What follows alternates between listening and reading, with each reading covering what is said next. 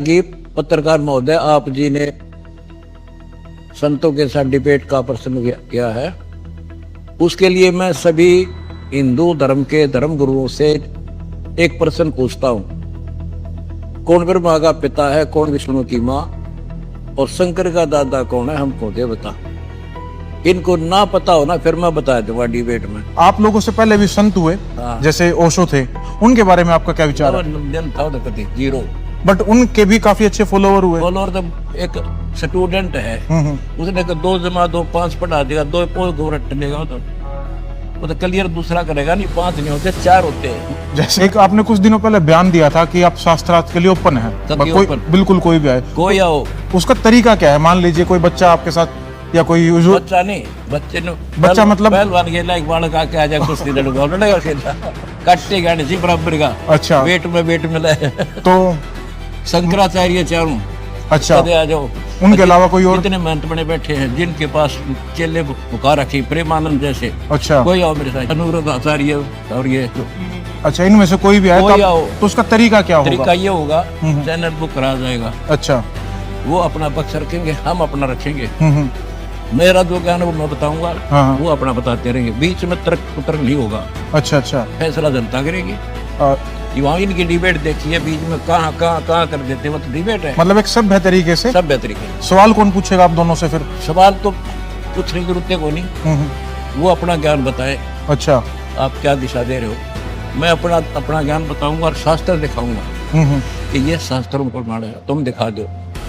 अच्छा, और फिर देखो, संविधान है, एक वकील कहता है इस दोष पर ये धारा लगेगी, दूसरा कहता है ये लगेगी, फैसला संविधान करेगा। अच्छा, हमारा संविधान गीता वेद पुराण, ठीक, जो उनमें लिखा सो फाइनल। कोई वक्ता है वैसे कहता वो झूठ। अच्छा, और उसका जो आपने कहा गीता जी इसका फैसला करें, गीता कौन सी प्रिंटिंग की, मतलब कौन से प्रेस की? गीता प्रेस दौर पर।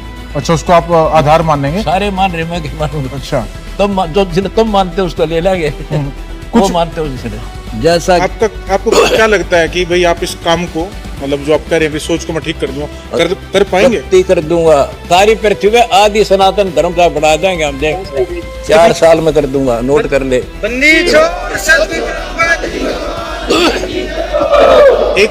आप एक टाइम पे जूनियर इंजीनियर थे, पढ़े लिखे थे, ऐसे ही ओशो के जो भगत थे वो तो अमेरिकन थे ज्यादातर, वेस्टर्न कल्चर के।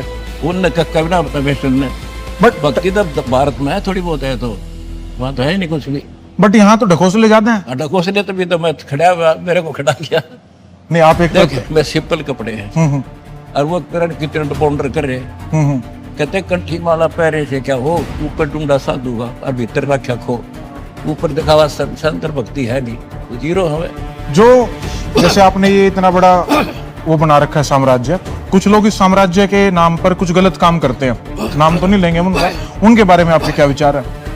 देखो, जिनको आत्मज्ञान नहीं है वो ऐसे कर्म करा करे। हमने भगवान से भय है, डर है, कल संसार छोड़ कर जाएंगे, उसको पाई का हिसाब देना होगा। गरीबदास की वाणी में है, तुमने उस दरगाह का महल नहीं देखा और धर्मराज में कह तिल का देखा। हमने वो डर दिखा है, वहाँ के जवाब देंगे, इन दिखता को ना बालक है तो पैसा लेकर इस जहर न खावे, जिंदा रखूंगा। जैसे कुछ संत हैं वो कह रहे हैं भाई इकट्ठे हो जाओ, अदरवाइज आप कटोगे। उनका इकट्ठे होने का भाव था कि भाई आप हिंदू इकट्ठे हो जाओ, मुसलमान आपको काट देंगे। बट मैं आपके यहाँ घूमा, मुझे यहाँ दिख रहा है कि भाई हिंदू मुसलमान की एकता है। ये आपने मतलब कहाँ से शुरुआत की?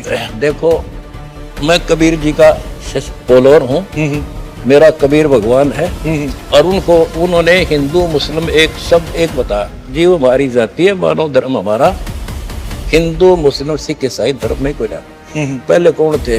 पहले सिर्फ आदि सनातन धर्म था, जिनको हिंदू कह लो, उसी से ईसाई बने, यहूदी बने, उसी से मुसलमान बने, उसी से सिख बने।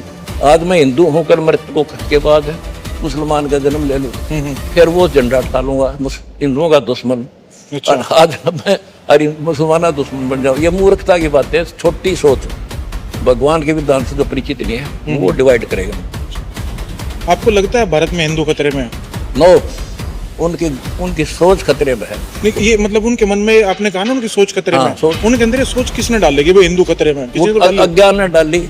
उनको ये ज्ञान नहीं, तुम हम सारी सृष्टि के जीव एक भगवान के बच्चे हैं। अच्छा। यह इनकी सोच खत्म है, अधूरी सोच है। यह हो जाएगी फिर काम रहेगा ना। और एक सवाल, आपकी उम्र 76 साल, मुझे जो जानकारी हुई, 75 पूरा हो जाएगी। 75। आप मेरे साइड में खड़े हैं, मैं 30 साल का, लगते नहीं आप 76 साल के। इसका राज क्या है? अब ये मैं ना बताऊं सारी ना बताया।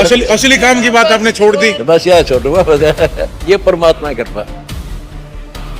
गुरुजी बहुत बहुत धन्यवाद, आपने कीमती आपका समय। धन्यवाद, आपने कट्टे की बात पूछी है। संजय पुनिया की तरफ से सारी सृष्टि वासियों को राम राम। भाई आज आप पहुंच गए सतलोक आश्रम धनाना में, और यहाँ पर आज प्रकट दिवस है। जो कबीर भगवान जन्म नहीं लेते माँ के पेट से, सीधे प्रकट होते हैं। उसी दिवस पर आज जो सज्जन भाई हैं, ये संत रामपाल जी महाराज जी से मिलने के लिए आए हैं। चलो सबसे पहले आपको परिचय जरूर दिलवाऊंगा आपको।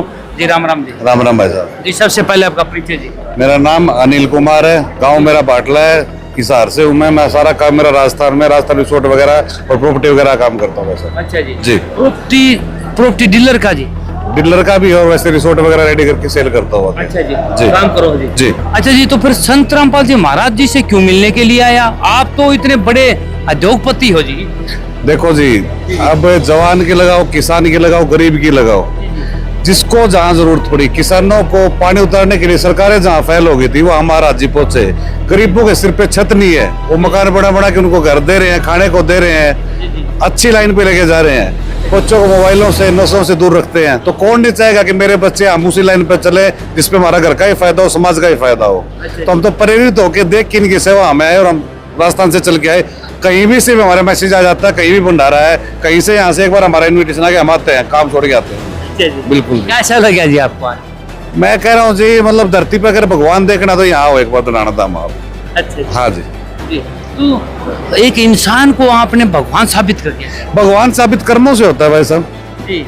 भगवान साबित कर्मों से होता है। अब मारने को तो पत्थर को क्यों पूछते हो फिर आप? पत्थर में भगवान दिख जाता है। इन्होंने तो साक्षात करके दिखाया है। जिसको खाने के लिए अनाज नहीं है, रोटी दे रहे हैं, भंडारा चला रहे हैं, सिर पे छत दे रहे हैं गरीबों को, किसानों की मदद कर दी, तो भगवान किसको मानने? किसको मानने? जो लोक सेवा में लोगों के इसमें काम करे उसी को भगवान मानोगे? भगवान आपने देखा हो इनसे अलग? तो आप अच्छे कर्म करोगे, अच्छी सेवा करोगे तो समाज आपको क्या बोल लगी? गलत कर्म करोगे तो गलती बोल लगी ना। अच्छा जी, एक बात बताओ, इस हिंदुस्तान में हजारों संत बैठे हैं जी, कोई ऐसी मदद करता देखा? ना जी, बिल्कुल भी नहीं। ऐसा ना तो कोई है ना हो सकता। सब अपने दुकानें भर रहे हैं। अच्छा जी। सब अपनी दुकानें भर रहे हैं। कहाँ जाता है? इतनी बड़ी बड़ी ट्रस्टें चलती, कहाँ जाता है पैसा? किस किसान के काम आया? किस जवान के काम आया? जी। मेरे से आके के जवान भाई भी खड़े हैं, पूछ लो इनसे, पूछ लो आप। अच्छा जी। ये भी तो प्रेरित होके आए होंगे ना इतनी दूर से। हाँ जी, ठीक बात। तो मेरे को तो बहुत अच्छा लगा जी यहाँ के। नमस्कार भाई। इसने बता दिया अच्छा जी। कि छोटा भाई है। तो फिर नौजवान जो पीढ़ी है उनको क्या संदेश देना चाहते? मैं तो नौजवानों को संदेश देना चाहूंगा कि भाई, मैं ये नहीं कह रहा कि नाम लो, अच्छा लगा एक बार यहाँ आओ, धाम देखो, यहाँ के बारे में जानकारी लो। जानकारी लेने के बाद अगर अच्छा लगे कि मेरे परिवार के लिए, मेरे बच्चों के लिए, देश हित के लिए अच्छी चीज है, तो नाम दान लो, नहीं आओ भंडारा लो और चले जाओ। बस जबरदस्ती नाम नहीं दे सकते किसी को हम। ठीक बात जी जी, धन्यवाद। ठीक है। ये थे भाई एक उद्योगपति जो इस हिंदुस्तान के बहुत बड़े पैसे वाले हैं, और एक संत रामपाल जी महाराज जी से मिलने के लिए आए हैं। तो अगली बार फिर मैं आपको ऐसे ही सज्जन से मिलाऊंगा। तो तब तक के लिए धन्यवाद। जय हिंद।